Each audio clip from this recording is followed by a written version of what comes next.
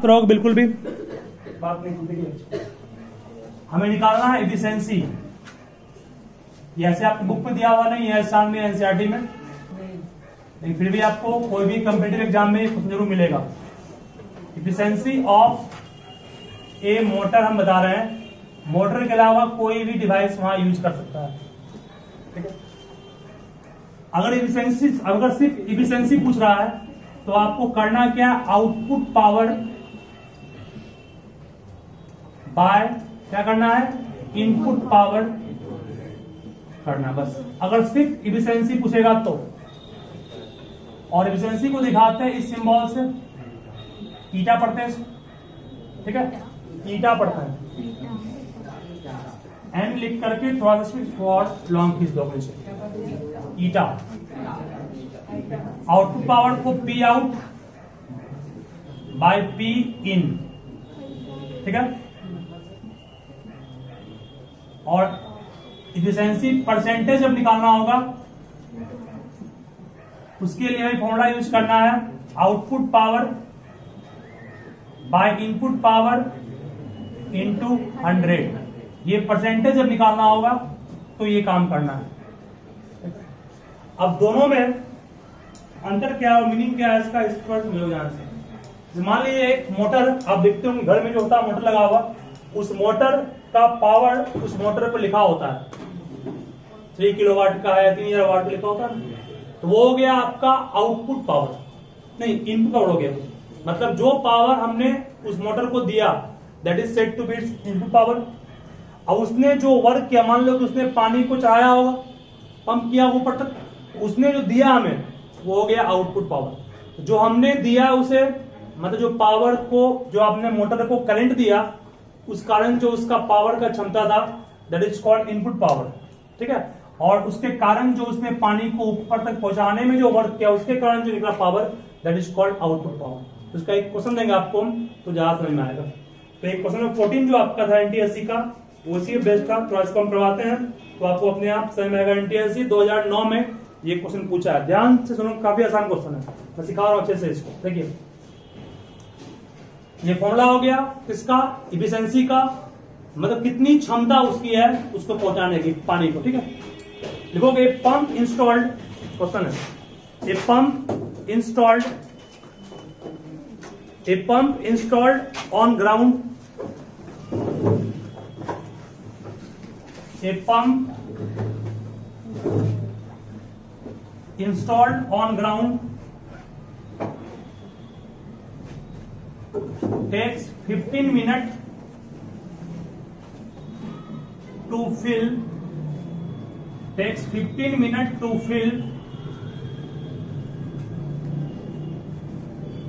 a water tank of 30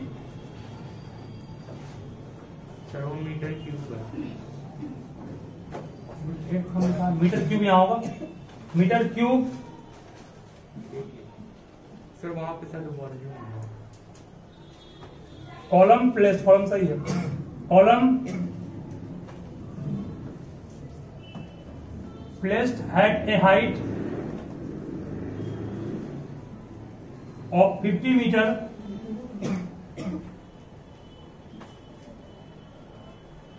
if the efficiency of pump is 30%, the power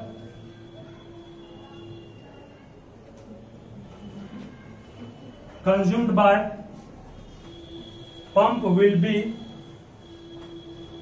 निकालने का रहा है, इसका पहला ऑप्शन दिया गया है 42 किलोवाट, दूसरा है 45 किलोवाट, तीसरा है 49 किलोवाट, चौथा है 54 किलोवाट। और यहां पर एक चीज और हिंट कर दिया है कि डेंसिटी ऑफ वाटर हमें जो चेकअप करना है वो 10 पावर 100 kg पर मीटर क्यूब यूज करना है। 100 kg पर मीटर क्यूब यूज करना है। ये क्वेश्चन को आप अच्छे से पढ़ लीजिए एक बार, और उसके बाद हम लोग काम करेंगे तो बिल्कुल आपसे बनेगा। सर वाटर कंटेंट तो 1000 क्या हो 1000 लीटर, लेकिन बुक में जो 1000 होता है ना, बुक में क्या यूज किया है लिखा सो ही है ना, होता है 1000, हम भी जान रहे इसको। डेंसिटी कितना दिया हुआ है इसका,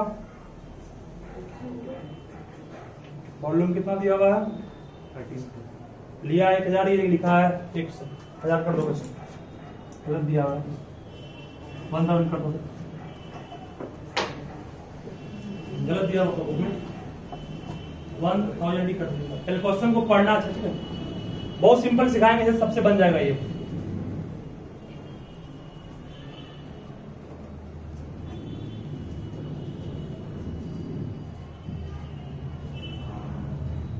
क्वेश्चन को अच्छे से पढ़ लीजिए एक बार, फिर इसका मीनिंग हम सिखाएंगे। तो क्वेश्चन बिल्कुल बनना है, गारंटी है।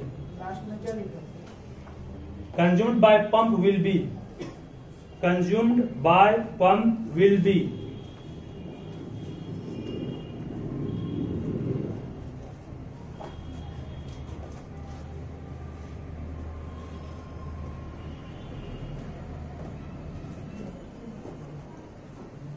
देखिए बेटा इसको फॉर्मूला लिखा है आपको, है सब नोट कर ही लिए होगे। फॉर्मूला का यूज करेंगे, कैसे बनेगा इस पर सभी ध्यान दीजिएगा।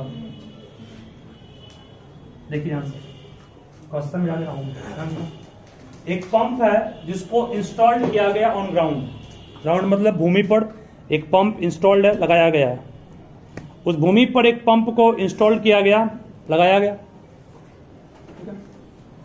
वो 15 मिनट का समय लेता है एक टंकी जिसका वॉल्यूम कितना है 30 मीटर क्यूब, उसको भरने के लिए 30 मीटर क्यूब वॉल्यूम वाले टंकी को भरने के लिए वो 15 मिनट का समय लेता है। ठीक है, हम लोग घर में जो मोटर ऑन करते हैं तो टंकी भरने में कुछ टाइम लगता है ना, तो 15 मिनट का समय लग गया। अगर टंकी की क्षमता कितनी है 30 मीटर क्यूब, तो ठीक है मीन से वॉल्यूम दिया हुआ है ना, टंकी में कितना पानी हट सकता है, that is called its capacity, and capacity is called what, its volume. पढ़े आप में से पढ़ते भी हैं। कॉलम का मतलब वहां पर कॉलम बना हुआ है, पहले इसको भरना है फिर इसको भरना है लेयर। जैसे कि आप देखते हैं इन्वर्टर के बैटरी में डालते हैं पानी, उसमें बहुत सारा चैम्बर बना होता है ना, वैसे ही हम लोग मान लो टंकी है, बहुत से कॉलम बने होते हैं, बड़े बड़े टंकी में कॉलम बने होते हैं, नहीं तो क्या होगा टंकी फट जाता कई बार। बड़ा टंकी तो ना, घर का टंकी नहीं, बाहर का टंकी मान लो जो आप देखते हैं प्लेटफॉर्म या स्टेशन लगा होता है, बड़े टंकी में बहुत सारे कॉलम बने होते हैं, मतलब इसका पानी का प्रेशर इस पर नहीं आए, नहीं तो क्या होगा टंकी में बढ़ता है प्रेशर, तो टंकी फटने की उम्मीद ज्यादा बढ़ती है, इसीलिए वहां पर कॉलम बना रहता है। तो कह रहा कॉलम मतलब बना हुआ है, उसमें 30 मीटर क्यूब पानी भट सकता है। ठीक है, और टंकी कहाँ लगा हुआ है 50 मीटर ऊंचाई पर। मान लो ग्राउंड है, ग्राउंड से 50 मीटर की ऊंचाई पर एक टंकी यहां पर इंस्टॉल की गई है। ठीक है, ये टंकी है, मान लो पानी इसमें, ठीक है। चलिए ये इसका पाया है जिस पर वो खड़ा है, यह भी है 50 मीटर हाइट किसका है, टंकी का है, और इसकी वॉल्यूम कितनी है, वॉल्यूम दी गई है 30 मीटर क्यूब, और टाइम कितना लग गया टंकी भरने में, टंकी भरने में टाइम 15 मिनट का लग चुका है। ये क्वेश्चन दिया गया, if the efficiency of pump, pump की इफिशियंसी 30% है, पंप की इफिशियंसी 30% है, मतलब बोलो गिवन में हमारे पास आ जाएगा ईटा इक्वल टू 30%, सही है, ईटा इक्वल टू 30%, सही है रखना। ईटा का मान 30% और 30% को अगर हम लोग पॉइंट में चेंज करें तो पढ़े हैं 30/100 होगा, 30/100 कितना होगा 0.3। इफिशियंसी मिल गया हम लोग, मिल गया, इफिशियंसी परसेंट में था, इसको चेंज किया हम लोग किसमें पॉइंट में। चलिए उसके बाद में कहा गया the power consumed by the pump will be, pump कितना पावर कंज्यूम्ड किया, पंप कितना पावर कंज्यूम्ड किया, मतलब क्या हुआ, ये तो हम लोग पानी पहुंचाए, ये तो आउटपुट हो गया ना, पंप को कितना पावर लिया करंट के माध्यम से, वो क्या निकालना है आपको? इनपुट निकालना है। मतलब निकालना क्या आपको है? निकालना है पी इनपुट निकालना है, सही है। इनपुट को शॉर्ट पे आई एन पी लिखें। P means power of input. देखिए बहुत सिंपल है। एफिशिएंसी का फॉर्मूला पढ़े हैं पी आउटपुट, लिखा है ना, एफिशिएंसी का P output by P input. तो एफिशिएंसी 0.3 पुट कर दिए। पी आउटपुट, आउटपुट का पावर, पावर का फॉर्मूला आपको पढ़ाए थे कई बार।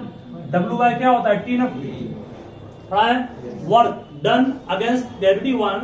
वर्क डन अगेंस्ट ग्रेविटी का मतलब क्या होता है? mgs, सही है। तो क्या आउटपुट पावर के लिए आप m का मान मास कहोगे सर दिया हुआ नहीं है, बट मास दिया हुआ है। मास दिया हुआ नहीं है बट मास दिया हुआ कहो कैसे? तो आपके सामने है, देखिए ऐसे। डेंसिटी का फॉर्मूला सब पढ़े हो, मास बाय वॉल्यूम पढ़े हो। मास का फॉर्मूला हो गया डेंसिटी इनटू वॉल्यूम, सही है। तो क्या हम लोग जो निकालना है, सबसे पहले हमको इनपुट पावर मिल जाए, आउटपुट पावर मिल जाएगा, इनपुट अपने आप निकल जाएगा। आउटपुट पावर के लिए वर्क करना है। आउटपुट पावर कैसे निकलेगा? यहां पर निकाल रहा हूं, वहां पुट कर दूंगा। देयरफॉर कहोगे output power P out equal to M G H by T का डब्ल्यू बाई टी होता है ना, वर्क का पी कितना? एमजीएच हो गया। Work done against gravity MGH नहीं होगा, बाई टी। मास का फॉर्मूला ऊपर क्या तैयार किए हैं? Density into volume. जी को जी छोड़ेंगे, एच को एच बाई टी, सही है। डेंसिटी का मान कितना दिया हुआ है? 1000, पुट कर दिए। V का मान, वॉल्यूम कितना है? 30 मीटर, पुट कर दिए। G का मान 10 पड़ा है ना, यस। हाइट कितना है? 50 मीटर। टाइम कितना ले? 15 मिनट। मिनट को सेकंड में चेंज करने के 60 से भागा देंगे, चूंकि SI यूनिट में आंसर चाहिए इसीलिए, ठीक है। यहां से कहोगे सर 0, 0, 5 तिहाई 3 दहाई, कटेगा 6, कटेगा 6, 3 दूनी 6,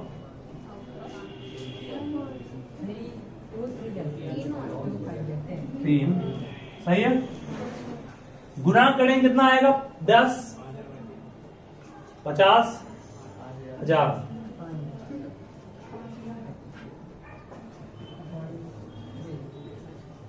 पांच पर 1, 2, 3 और 4, सही है। नीचे में क्या बच गया? 3, ठीक है ना। इनटू कितना है? पी इनपुट, सही है। चलिए बोलिए अब यहां से क्या पी इनपुट का मान मिल जाएगा? 5 पर 4 0 बाय 3 गुना 0.3 हटेगा 0.0 होगा, काट लेंगे इसको। काट के जो आएगा बाबू वो उसका आंसर हो जाएगा। कहोगे सर ये तो पॉइंट में आ रहा है, हाँ अप्रोक्स में निकाल लोगे तो 1 मिनट ये कितना? 1000 है। 1000 को किलो कहोगे, 1000 को किलो कहोगे, मतलब कितना? 500 बाय 9 किलो, सही है। 500 बाय 9 लगभग कितना आएगा? 9 पचे 45, कितना बच गया? 5, 50, 9 पचे 45, 5, 55 पॉइंट समथिंग आएगा। 55 पॉइंट समथिंग किससे करीब है? 54 के करीब है। ऑप्शन नंबर डी इसका आंसर हो जाएगा। हमको लगता है तो आंसर वेरी क्यों किया? क्योंकि जी का मान 9.8 लिया होगा इसका आंसर, ठीक है। 9.8 में परफेक्ट आएगा, ठीक है। 10 आसान होता है। तो इनपुट पावर आपको, इनपुट पावर मतलब जो हमने मोटर को दिया, दैट इज इनपुट पावर, जो आप करंट के माध्यम से देंगे, ठीक है। आउटपुट मतलब जो उसने सेवा किया हम लोग का। तो पानी भर के सेवा नहीं किया वो बेचारा वाले हैं। जिस प्रूफ को आप लोग ध्यान से समझिएगा, काफी आसान है ये भी। देखिए बिल्कुल शांत रहोगे। कंजर्वेशन ऑफ एनर्जी का मतलब होता है, देखोगे, it means that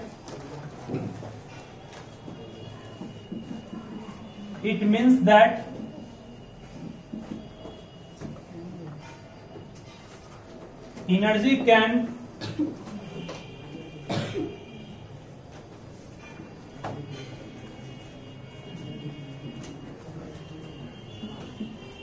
neither be created, energy can neither be created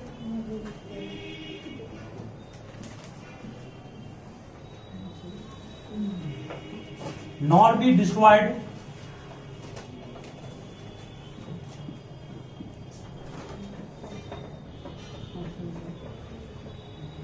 but can be transformed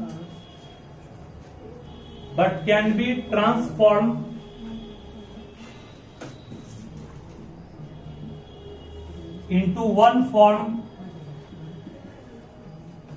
to other। Energy को हम लोग ना तो क्रिएट कर सकते हैं और ना ही बर्बाद कर सकते हैं, बट इसको एक फॉर्म से दूसरे फॉर्म में चेंज कर सकते हैं। जैसे हम लोग के सामने बहुत सा ऐसा अप्लायंस है जो एनर्जी को एक फॉर्म से दूसरे फॉर्म में चेंज कर रहा है। मान लीजिए हम लोग करंट दिए बल्ब को, तो करंट एनर्जी है, उसे लाइट दिया ना, लाइट एनर्जी। करंट देते हैं हम लोग फैन को, फैन मूव करता है, फैन क्या मूव करने का मतलब मैकेनिकल एनर्जी, ठीक है।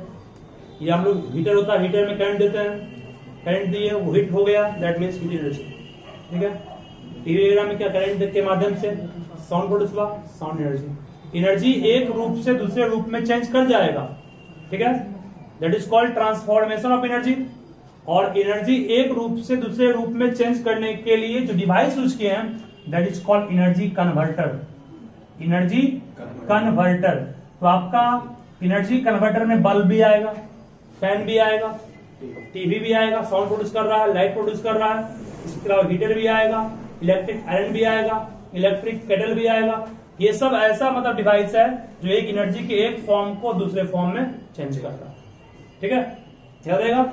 तो हम लोग को यहाँ पर एनर्जी कन्वर्टर पर अभी काम नहीं करना है, इसको अंतिम में काम करेंगे, इतना इंपोर्टेंट टॉपिक वो नहीं है। अभी काम करना है कंजर्वेशन ऑफ एनर्जी में। ये प्रूफ करना है कि जब कोई बॉडी फ्रीली फॉल्ड होता है, दैट मीन एक बॉडी को मान लो बस यूं ही छोड़ दिए, तो इसके हर स्टेप में ध्यान में क्या बोलना चाह रहे हैं, मान लिया जाए कि ये अगर अर्थ है, ठीक है, ये अर्थ है और ये बॉडी मान लो बाबू भी यहां है, ए पॉइंट पर है। इस बॉडी को आप यहां से यहां ड्रॉप मतलब छोड़ दिया गया, बॉडी बी पे पहुंचा, बॉडी सी पे पहुंचा, बॉडी डी पे पहुंचा, बॉडी ई पर, बॉडी एफ पर, कहीं भी बॉडी पहुंचेगा। अगर मान लो ए पॉइंट पर बॉडी रुकी हुई है तो इसके पास अभी कौन सी ऊर्जा है, नहीं है, बॉडी छोड़ दी है तो इसका हाइट घट रहा है, बढ़ रहा है, हाइट घट रहा है, हाइट नहीं घट रहा है, हाइट घट रहा है। हाइट घट रहा है तो पोटेंशियल एनर्जी घट रहा है कि बढ़ रहा है, पोटेंशियल एनर्जी घट रहा है। इसका मतलब बॉडी को जब तुमने फ्रीली फॉलिंग छोड़ दिया तो बॉडी का हाइट घट रहा है, हाइट घटने का मतलब पी का घटना, पोटेंशियल एनर्जी घट रहा है। लेकिन बॉडी लगातार फास्ट हो रहा है, स्लो हो रहा है, फास्ट क्यों हो रहा है, क्योंकि हम सब जानते हैं कि अर्थ उसको अपनी ओर खींच रहा है, मींस अर्थ एक्सेलरेट कर रहा है। किस एक्सीलरेशन से, 9.8 मीटर पर सेकंड स्क्वायर के एक्सीलरेशन से। इसका मतलब बॉल की स्पीड बढ़ रही है।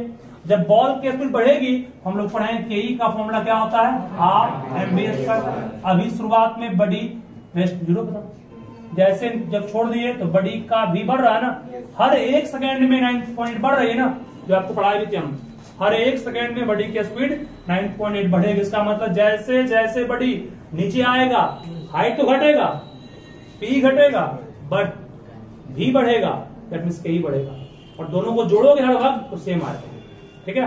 इसका मतलब यहां पर मान लिया जाए, अभी आपको प्रूफ भी करेंगे, यहां पर मान लो अगर पी इसके पास 20 जूल है, ठीक है, तो बोलो यहां पर भी पी मतलब हुआ सिर्फ इसके पास सिर्फ पी है ना, यहां पर टोटल एनर्जी बी पॉइंट में पी घट के खड़ा हो गया, इसका मतलब के कितना हो गया, 2 हो गया। अभी भी जोड़ो कितना 20 आएगा ना। इस पॉइंट पर मान लो कि आपके पास पी घट के 16 हो गया, बट ये कितना हो गया, 4 हो गया। इस पॉइंट पर ये मान लो कि 15 हो गया, ये कितना हो गया, 5। इस पॉइंट पर मान लो ये हो गया 8, तो ये कितना हो गया, 12 हो गया। नहीं, मींस पी कम रहा है ना, पी जैसे जैसे नीचे आ रहे पी कम रहा है, बट के क्या बढ़ रहा है ना। के क्यों बढ़ रहा है, के बढ़ रहा है भी के बढ़ने के कारण। भी क्यों बढ़ रहा है, जी के होने के कारण। और जी क्या कर, जी का तो हर एक सेकंड में 9.8 मीटर पर सेकंड स्पीड बढ़ेगी, ठीक है। लेकिन हर समय जोड़ने पर हर वक्त क्या 20 आ रहा है ना। इसका मतलब टोटल एनर्जी कभी चेंज कर रहा है क्या, कभी घट रहा है क्या, कभी बढ़ रहा नहीं, वो कंजर्व हो गया। इसी चीज को हमें प्रूफ करना है। ये तो एग्जाम्पल लेके प्रूफ किए, सब जो 20 आ रहा है, तो हमें प्रूफ करना है कि जब भी कोई बॉडी फ्रीली फॉलिंग होगा तो टोटल एनर्जी हमेशा क्या कंजर्व होगा, चाहे वो शुरुआत में निकाले या एंड पॉइंट पर निकाले या बीच में कहीं निकाले, एवरी पॉइंट वो सेम होगा। तो सब लिखोगे ना, टॉपिक बनाओगे। प्रूफ ऑफ, फास्ट में, proof of conservation of energy, proof of conservation of energy for a, proof of conservation of energy for a freely falling body,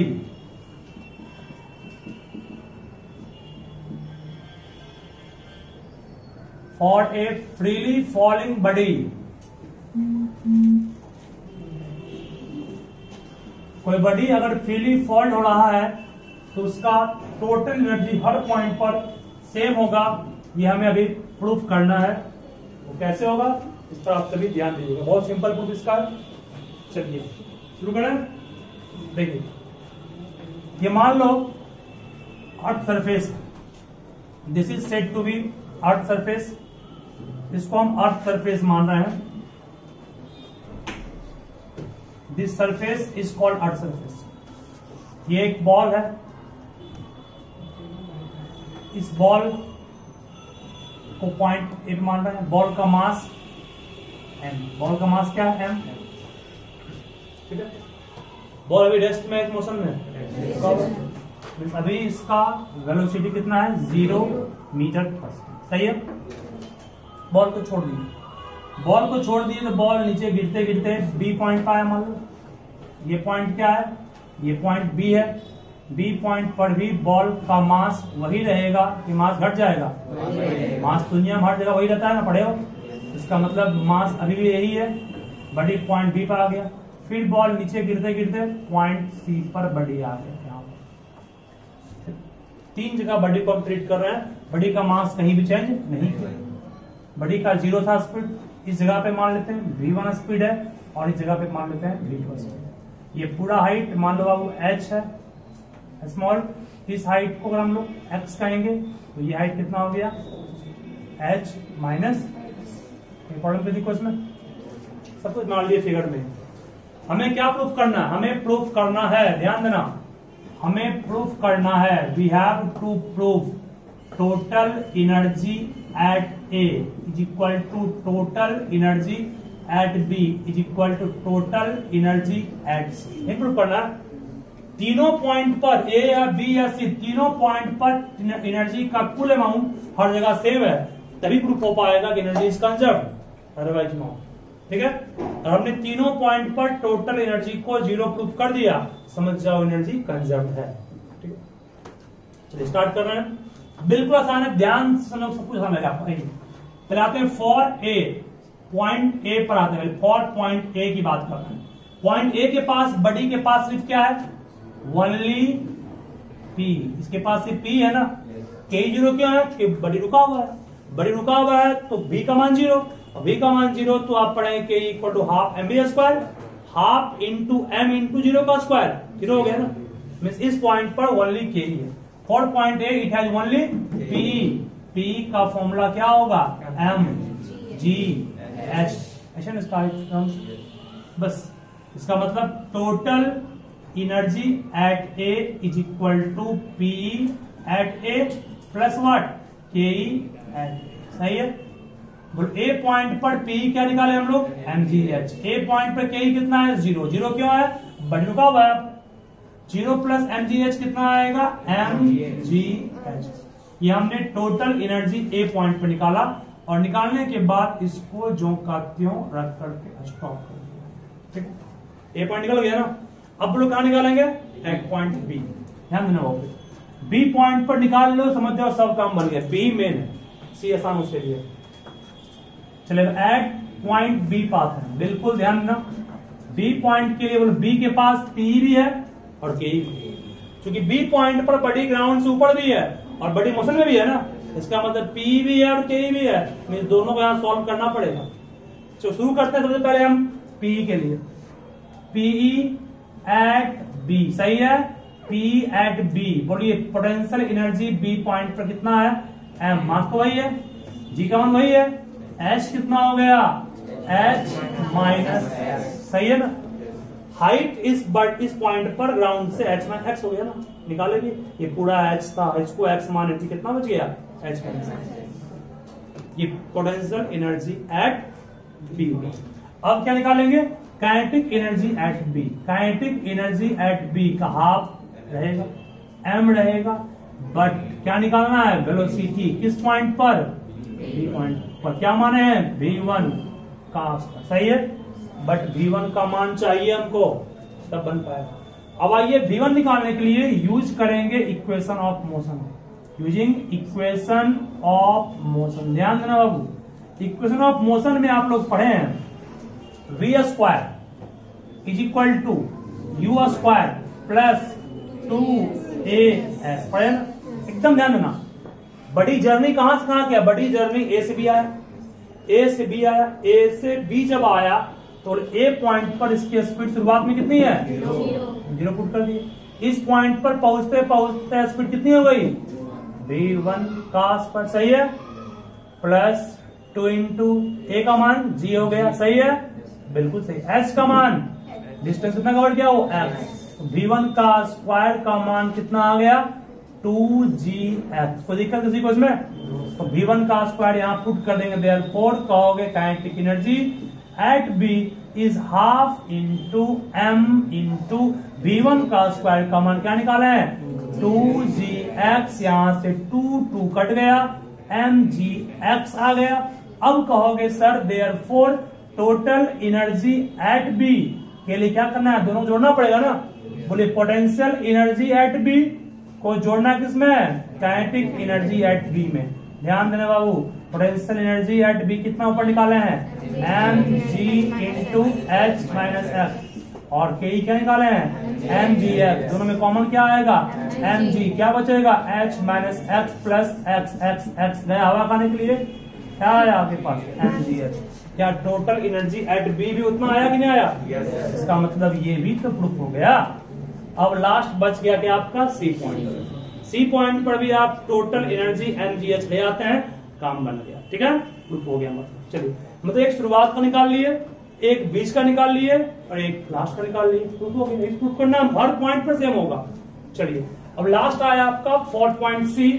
चलिए सी पॉइंट पर इसके नीचे निकाल लेते हैं, देखिए एट पॉइंट सी, ध्यान देना, सी पॉइंट के लिए पोटेंशियल एनर्जी कितना हो गया, 0। क्यों, बड़ी का हाइट घटते घटते घटते घटते घटते 0, जब हाइट 0 mg इंटू 0 हो गया, इसका मतलब potential energy at C is what, 0 बार, समझ में आ गया ना। चलिए अब काइनेटिक एनर्जी निकालना है सी पर, कहोगे सर हाफ इंटू m, तो m ही है, v क्या हो गया, v2 का स्क्वायर, कहोगे सर फिर इक्वेशन ऑफ मोशन यूज कीजिए, तो कहोगे again using equation of motion, again using equation of motion. बोलो जर्नी कहां से कहां हुआ, ए से सी हुआ ना, फॉर्मूला क्या था, v स्क्वायर, दैट मींस किसका स्क्वायर, v2 का स्क्वायर, सही है, इक्वल टू जर्नी कहां से यहां से किया ना, यहां से यहां तक की जर्नी में इनिशियल वेलोसिटी कितनी है इसकी है, 0, दैट मींस 0 का स्क्वायर प्लस 2 इंटू जी का मान, ए का मान g हो गया, डिस्टेंस कितना कवर किया यहां से यहां तक में, वो h, v2 का मान क्या आ गया, v2 का स्क्वायर का मान आ गया 2gh, कहां ध्यान रख देंगे इसको, therefore kinetic energy at c is equal to half into m into v2 का स्क्वायर क्या निकाले हैं, 2gh, 2 गया, बचा क्या, mgh। क्या यहाँ पर भी टोटल एनर्जी कहेंगे, टोटल एनर्जी एट सी को शॉर्ट में टीसी का है, कितना होगा, पीसी प्लस केसी, ठीक है, टीसी का मान कितना बाबू, 0, केसी का मान mgh, के mgh प्लस 0, mgh, क्या तीनों सेम आ गया, हर जगह पर सेम आने का मतलब ये energy is conserve, that means you can not produce, can not be destroyed, ठीक है। चलिए फटाफट छापिए इसको।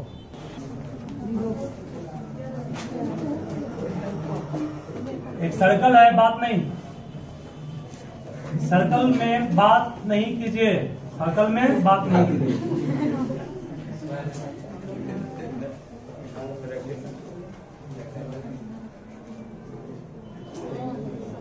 एक सर्कल है जिसमें एक परिणाम दिया गया है ABCD, ठीक है, दिस इज परिणाम गिवन।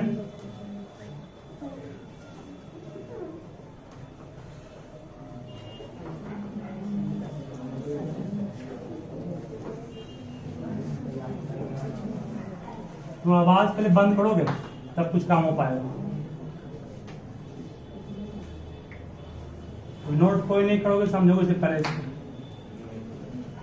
ये परिणाम दिया हुआ है कौन, ABCD, ठीक है, ये D पॉइंट है।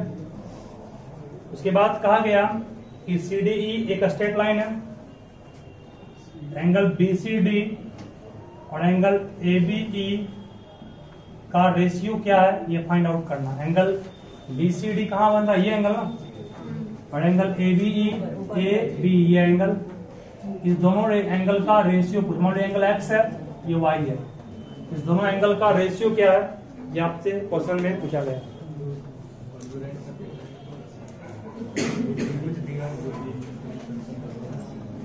देखो बिल्कुल आसान क्वेश्चन है, मतलब मान लो ये क्वेश्चन बन गया, मान लो ये क्वेश्चन बन गया।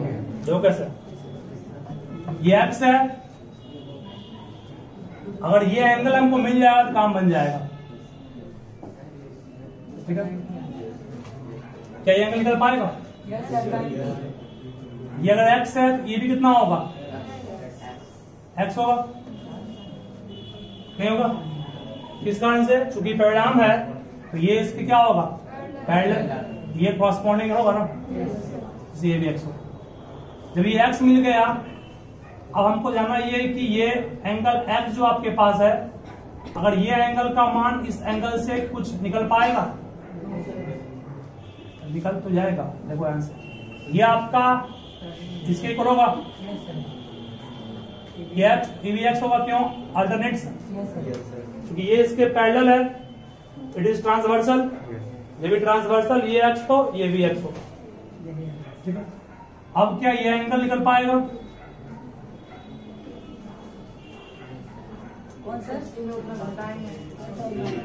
कैसा फिगर ड्रॉ कीजिए इसका,